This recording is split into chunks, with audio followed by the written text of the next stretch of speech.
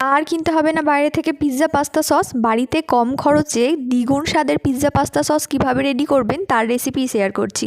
প্রথমেই টমেটোটা চিড়ে নিয়ে সেদ্ধ করে পিল অফ করে ভালো করে স্মুথ একটা পেস্ট করে নিতে হবে। এবার প্যানের মধ্যে সাদা তেল দিয়ে তার মধ্যে একটা পেঁয়াজ কুচোনো, একটুখানি আদা কুচোনো আর 4-5টা রসুন কুচোনো দিয়ে হালকা সতে করে নিতে হবে। 30 সেকেন্ডস মতো।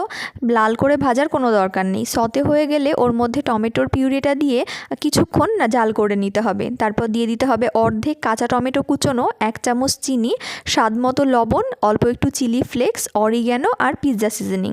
সমস্ত কিছু দিয়ে আবারও বেশ কিছুক্ষণ নাড়াচাড়া করে নিতে হবে। তারপরে দিতে হবে গোলমরিচের গুঁড়ো। এরকম ঘন হয়ে আসলে দিয়ে দিতে হবে 1 চামচ মতন টমেটো কেচাপ।